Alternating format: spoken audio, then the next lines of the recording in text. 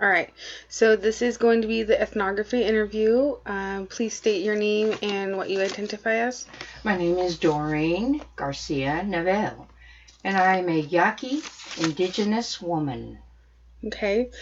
Please share with me anything that comes to mind for you that informs you of your culture.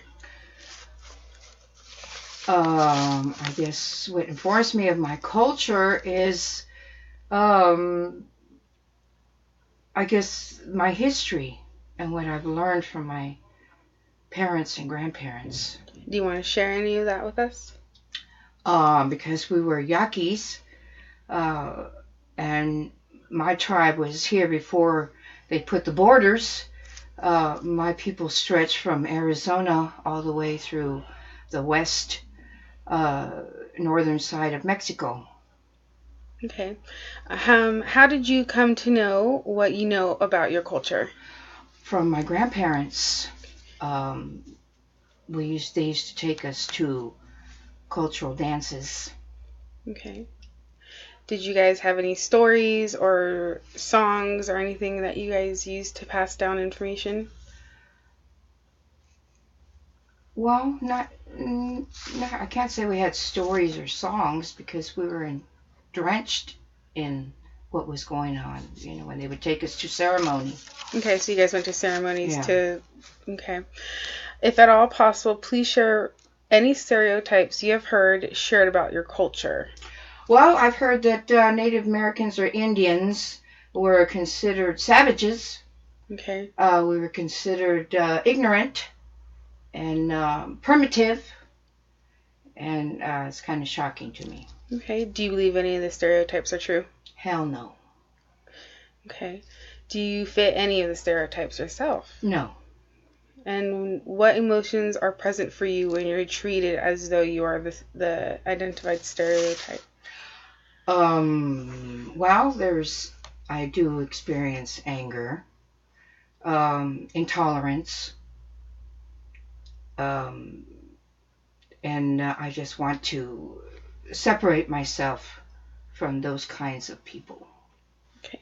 Has anybody ever come up to your face and made fun of you for being who you are? Oh, yeah. Do you want to share any of those stories? I guess one story I remember was when I was breastfeeding my oldest, and two men came up and started calling me names and making fun of me because I was breastfeeding. And that really angered me, and I gave them a few choice words. Okay. Has anybody ever given you issues for being indigenous? I guess, yeah, even in my own family. In your own family? Yeah. Can you explain that?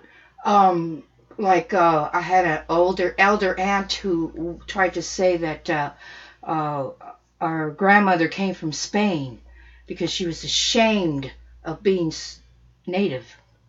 Okay. Are you ashamed of being Native American? No way. No, that's good.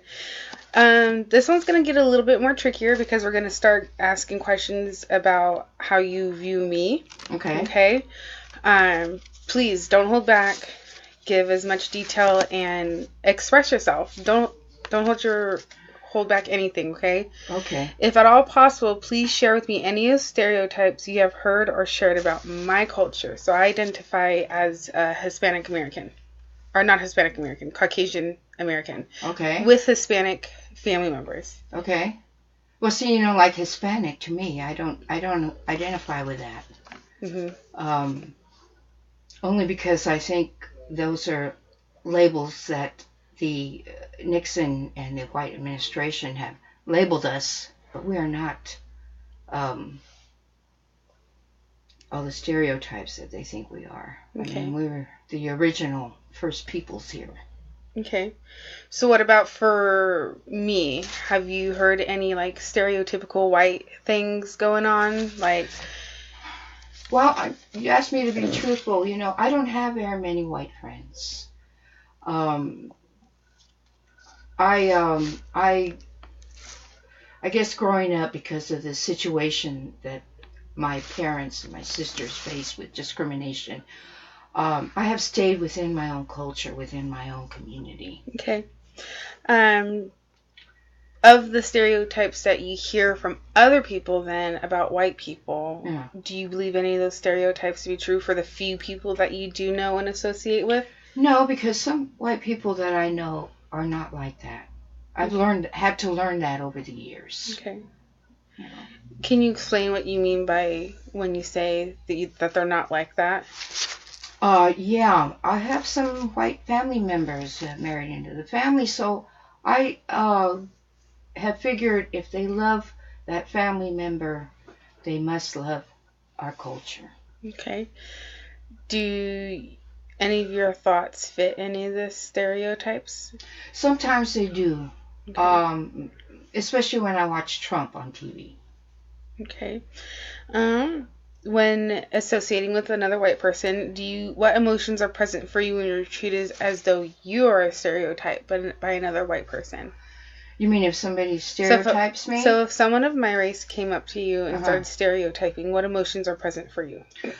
Probably basically intolerance, anger, trying to separate myself from that situation because I don't like being angered. I don't like that emotion. I don't like hate. So I figure other than go there and get into a big argument and all of that, I would just walk away from them. Okay. And these ones are going to be a little bit harder. They're going to ask you to kind of like dig kind of deep within. Okay. From your point of view, what is the biggest difference or multiple differences between me and you, other than the obvious, like our skin color and stuff like that? What are the differences? I guess the way we've both been brought up. I'm sure you've been brought up one way, and I've been brought up another way. I'm the oldest of 5. My mother was dark. My sisters and brothers are dark. I'm the lightest one in my family. Okay. So I have seen what they have experienced, and it's really angered me. I'm the protector because I'm the oldest in the family. I have taken that role with the rest of them. Okay. And from your point of view, what is the biggest similarities that you can see between me and you? We're women. Okay. We're oppressed. Okay. That's how I see it, is that if you're a woman, there's a lot of stereotypes. There's a lot of oppression. There's a lot of machismo, misogynism and patriotism that I don't agree with. Okay. If I were your therapist, what would you want for me to know, or how would you like for me to act that would make you feel comfortable, that protects your culture and your beliefs? Oh. Well, I would want you to keep an open mind. Okay. And not judge me. Okay. I think that would be important, and to understand that I'm just as human as you are. Is there any way you would want me to work with you on from a specific cultural aspect? So would you want there to be like a spiritual way of approaching things, or a religious a way to approach things? Is there a specific way you would want things to be approached? I guess in a compassionate way. Okay. Like I said, without judgment. Okay.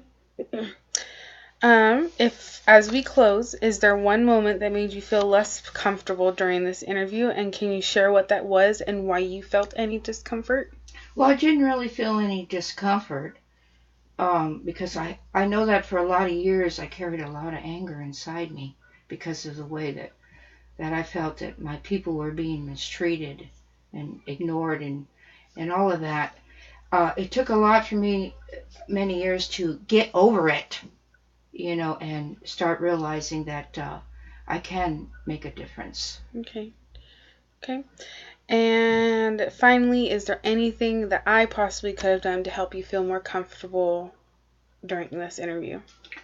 Not really. I thought it was pretty straightforward. Okay. Is there any final thoughts you'd like to share about your culture or anything interesting? I guess about my culture, I think that as time goes, because I'm still learning about my culture, Okay. I think a brown person is, you can never get enough of your own culture. And in knowing my culture and knowing the past of my ancestors has allowed me to look in the future. Okay. Okay. So I really would like to thank you for doing this interview. Again, this interview is for my grad assignment. If at any point you wish for me not to post the interview for my teacher to view, it won't be viewed by anyone else but my teacher. Just let me know and I will gladly. I don't have any problem with it at all. Okay. You know, I guess I should let you know, as we're talking real frank here, okay, my first marriage, I'm a battered woman. I have survived that. I had to go to therapy to get over it. And when you had therapy then, how was your experience? Was it good? Was there something she could have done better? When I first started, because it was a group therapy, and because there were white women there, I couldn't relate to them. And I don't think they could relate to me. I mean, their thing was like, you know, my husband yelled at me, and I was going through some serious stuff. And I just could not relate to what I thought was minimal. I couldn't relate to the little things that they were complaining about. I had to go and actually see a psychiatrist to help me, because I felt I didn't have any power. Okay. You know, I felt powerless. I didn't get any therapy when I was married to that man. It wasn't until after I married my second husband that I started getting some therapy. You know, so it's like, hey, I have problems with my second husband too, but I know how to handle it now. The therapist that you saw for that, not the group therapy, were you comfortable? Did they? Oh yeah, you were comfortable with her? I was very comfortable with her. She allowed me to open up. Like I said, she didn't judge me, and eventually, it was agreed that I didn't need to see her anymore. Okay, so she respected everything about you, including your culture, so she was culturally sensitive? Yes. Okay. And I think she was a Jewish woman, so more so I think she understood. Okay. Is there anything she could have done differently to make you feel more comfortable? Oh, I don't think so. She was, Dr. Enos was her name, and she was very receptive to me. Okay. You know, she really helped me. Okay. So going forward in the future, if you ever needed counseling again, would you feel really comfortable with seeking out treatment? I don't know if I would do that again. I kind of think I've got a handle on it, and my faith has pulled me through. Okay. And if, even though you say you probably won't do it again, if for some reason you did have to seek out counseling to talk to someone, what would you look for in a therapist? Well, you'd have to be a woman. Okay. And maybe a woman of color. Okay. Would that make you feel more comfortable? Yeah, it would. Okay. Is there a reason why it would make you more comfortable? I would feel that she could relate to some of the oppression and the discrimination that I've experienced. Okay. And that would help. Okay. Anything else you'd like to share? Thank you for asking me. No, of course. Thank you. All right. Thank you so much.